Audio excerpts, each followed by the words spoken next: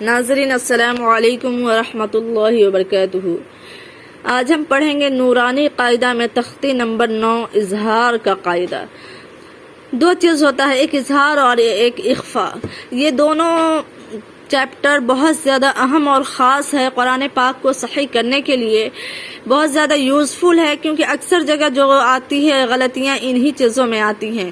تو آج کا یہ ویڈیو قرآن پاک کو صحیح کرنے کے لیے بہت خاص، اہم اور مفید ہے، اس لیے آپ بغور سماعت فرمائیں، دیکھیں۔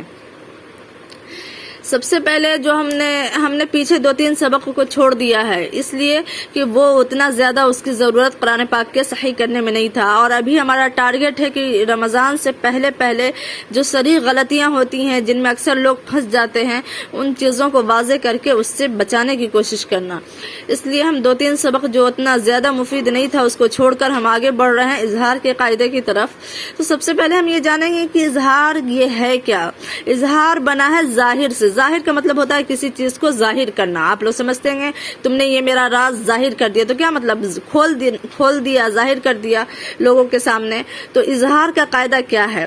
تو اظہار کہتے ہیں کسی چیز کو ظاہر کرنے کو۔ تو حروف حلقی اب یہ کہیں گے کہ حروف حلقی کیا ہے؟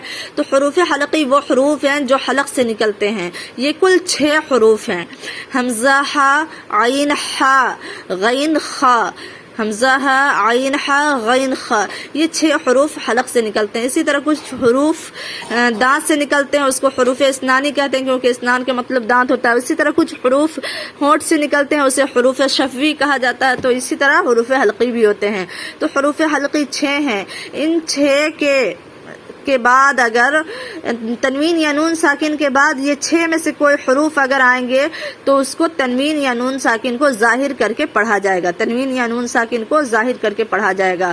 جیسے آپ سمجھے، مثال کے طور پہ طیرن ابابیل، تو رن میں کیا ہے؟ را 2 زبر رن، یہ کیا ہو گیا؟ تنوین۔ تنوین تو اسی کو کہتے ہیں نا، 2 زبر 2 زیر 2 پیش کو کیا کہتے ہیں؟ تنوین کہتے ہیں۔ اور نون ساکن اس نون کو کہتے ہیں جس پر جزم ہو، تو اس کو کیا کہتے ہیں؟ نون ساکن کہتے ہیں۔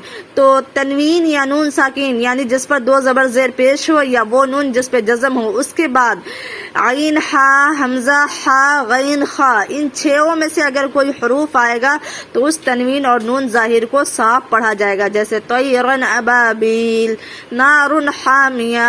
تو اب یہ کہیں گے کہ پھر صاف کس کو نہیں پڑھا جائے گا؟ آپ کے من میں یہ ڈاؤٹ آ رہا ہوگا کہ اس کو صاف پڑھیں گے تو پھر کس کو صاف نہیں پڑھیں گے؟ جی ہاں، اس کی بھی مثال ہم آپ کو دے رہے ہیں۔ جیسے مثال کے طور پہ آپ سمجھ لیجئے کرامن کاتبین، من پہ بھی تو 2 زبر ہے نا، اس کے بعد کاف آ گیا، تو یہ کاف حروف حلقی میں سے نہیں ہے، کیونکہ حروف حلقی کون ہے؟ حمزہ، ہا، عین، ہا، غین، خا۔ تو کاف تو حروف حلقی میں سے ہے نہیں، تو اس کو کیسے پڑھیں گے؟ اس کو پڑھیں گے کرامن کاتبین، یعنی آواز کو ناک میں چھپائیں گے۔ تو اسی کو کہیں گے اخفا۔ اخفا کا مطلب ہوتا ہے چھپانا، اور اظہار کا مطلب ہوتا ہے ظاہر کرنا۔ تو اگر حروف حلقی میں سے کوئی آ جائے نون ساکن یا تنوین کے بعد تو ظاہر کریں گے، اور اگر حروف حلقی کے علاوہ میں سے آئے تو کیا کریں گے؟ ناک میں آواز کو چھپائیں گے۔ اب ڈفرینٹ کلیئر ہو گیا۔ ہم حروف اخفا پہ کل بات کریں گے، آج ہم مشق جو کریں گے، ہم نے سمجھنے کے لیے ایک لائن کہہ دیا، آج ہم مشق کریں گے کس پہ؟ تو اظہار کے قاعدے پہ۔ تو طیرن ابابیل، طا زبر طی، را 2 زبر رن، یہ کیا ہو گیا؟ طیرن ابابیل۔ تو ہم نے اس کو صاف پڑھ دیا، کوئی چھپایا نہیں آواز۔ اسی طرح آپ آگے چلیں، نارن حامیہ، نارن حامیہ، تو نارن ایسے نہیں پڑھا ہم نے۔ کیوں نہیں پڑھا؟ کیونکہ را 2 پیش رن کے بعد حروف حلقی کا ہا آ رہا، ہا، بڑی ہا آ رہا ہے، جو کہ حروف حلقی میں سے ہے۔ اور تنوین یا نون ساکن کے بعد اگر حروف حلقی آ جائے تو کیا ہوتا ہے؟ قاعدہ ہے کہ اس کو ظاہر کر کے پڑھیں گے، اس کو ناک میں آواز نہیں چھپانا ہے، تو اسی لیے ہم نے پڑھا نارن حامیہ۔ اسی طرح پڑھیں گے لمن خشیہ۔ لمن، نون جو ہے کیا ہے؟ نون پہ ساکین ہے، جزم ہے، تو ساکین کے بعد آ رہا ہے حروف حلقی خا، عین، ہا، غین، خا تھا نا، تو اسی میں سے خا آیا، تو اسی لیے ہم نے پڑھا لمن خشیہ، لمن خشیہ، ایسے نہیں پڑھا جائے گا، ٹھیک ہے نا؟ ظاہر کر دیں گے۔ من غیرہ، من، اب من پہ بھی تو نون ساکن ہے، تو اس کے بعد اس کو ظاہر کیوں کر رہے ہیں؟ اس لیے ظاہر کر رہے ہیں کہ اس کے بعد حروف حلقی غین آ رہا ہے، حروف حلقی غین آ رہا ہے، اور تنوین اور نون ساکن کے بعد اگر حروف حلقی آئے تو قاعدہ یہ ہے کہ اس کو ہم ظاہر کر کے پڑھیں گے، ناک میں نہیں چھپائیں گے۔ یومئذ علیہا ذا دو زیر ذن دال دو زیر ذن اس کے بعد عین آ گیا تو اس کو چھپایا نہیں جائے گا. یومئذ علیہا ایسے نہیں پڑھا جائے گا. منہ خطابا منہ خطابا من نون کیا ہے ساکین ہے لیکن اس کے بعد ہو جو ہے ہو یہ حرف حلقی کا ہا ہے تو کیا ہو جائے گا لیکن پھر بھی اس کو میاں ایسے نہیں پڑھیں گے. کیسے پڑھیں گے؟ منہ خطابا. تو یہی ہم کو سمجھنا ہے کہ کہاں پہ قرآن میں لوگ ناک میں آواز لے جاتے ہیں اخفا کرتے ہیں اور کہاں پہ ظاہر پڑھتے ہیں. بہت اہم قاعدہ ہے بالکل بہت اہم. جگہ جگہ پہ آپ کو اس کی ضرورت پڑے گی. ایک لائن میں دو تین مرتبہ جگہ اس کی ضرورت پڑے گی آپ کو. تو من عین آنیہ من عین آنیہ عین نون دو زیر نن نن کے بعد کیا ہے حمزہ کھڑا زبر آ جو کہ حروف حلقی ہے اس لیے ظاہر کیا.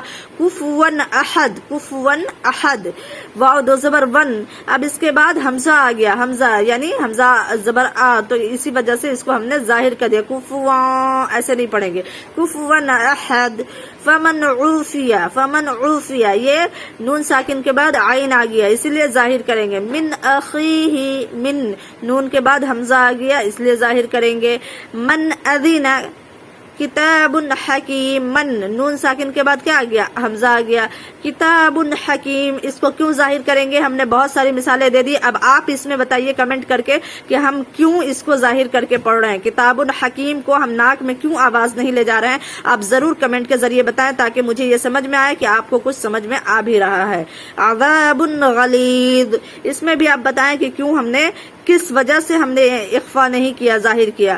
حاسد اذا حسد حاسد اذا حسد یہ تین ورڈ ہم نے آپ کو دیا سبق کے طور پہ. کتاب حکیم عذاب غلیظ اور حاسد اذا حسد. آپ ضرور ہمیں کمنٹ کے ذریعے بتائیں کہ ہم اس میں کون سا قاعدہ آ رہا ہے کون سا حروف حلقی آ رہا ہے کہ جس کی وجہ سے ہم اس کو ظاہر کر کے پڑھ رہے ہیں اخفا نہیں کر رہے ہیں.